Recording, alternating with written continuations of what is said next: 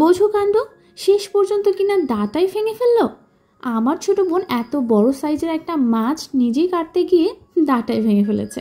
আসসালামু আলাইকুম, আশা করি সবাই অনেক অনেক ভালো আছেন। আমি আলহামদুলিল্লাহ অনেক ভালো আছি। আর কি মনে হচ্ছে কেউ একজনের খুব মন খারাপ? মোটেও এরকম ছিল না। একটু আগেও সে বেশ উৎসাহ নিয়ে মাছটা কাটতে বসেছে। আজকে হয়েছে কি, আব্বু বাজার থেকে বেশ বড় সাইজের একটা মাছ নিয়ে এসেছে। আর নিয়ে আসার পরে আমার ছোটো বোন দৌড়ে এসে একটা চ্যালেঞ্জ নিয়ে ফেলেছে যে আজকের মাছটা আমিই কাটবো।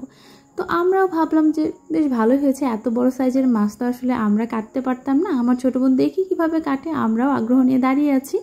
কিন্তু সে যখন মাছটা কাটতে বসেছে তখনই বুঝতে পেরেছে যে আসলে সে কি ভুলটাই না করেছে।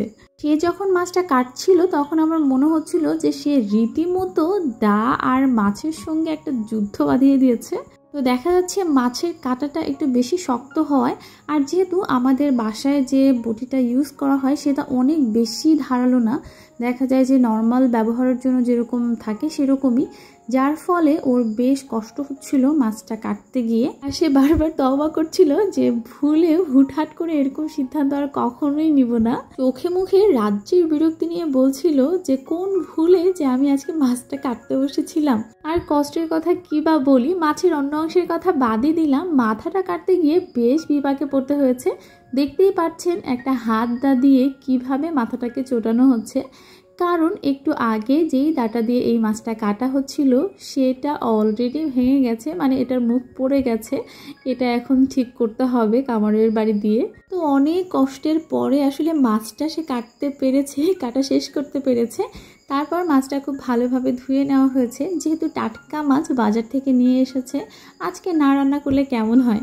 আর বাসায় আছে একদম ফ্রেশ সবজি। আসলে আজকে মাছটা রান্না করা হবে পটল দিয়ে, একদম কচি পটল। আমার কাছে খেতে দারুণ লাগে।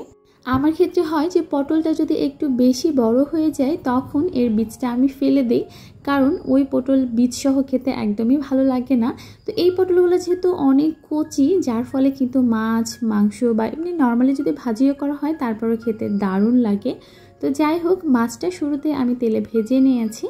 তারপর এখন সুন্দর করে পেঁয়াজ মরিচটাকে তেলের মধ্যে একটু ভাজা ভাজা করে তারপর একটু পানি দিয়ে সেখানে এক এক করে সব মশলাগুলো দিয়ে, মানে যে যে ধরনের মশলা খান আর কি। আমি এখানে একটু হলুদ গুঁড়ো, মরিচ গুঁড়ো, জিরের গুঁড়ো আর দুই একটা মশলা এক জায়গায় করে, মানে মাছে দেওয়ার জন্য একটা মশলা আছে আমাদের, সেই মশলাটা দিয়ে দিয়েছি। আর তার সাথে একটু লবণ দিয়ে দিয়েছি। তারপর এটাকে সুন্দর করে কষিয়ে নেওয়ার পরে মাছের পিসগুলো দিয়ে দিয়েছি আর একটু পানি সহ এটাকে একটু রান্না করব। কিছুক্ষণ এটা রান্না হয়ে গেলে তখন এক এক করে মাছের পিসগুলো এখান থেকে তুলে নিব।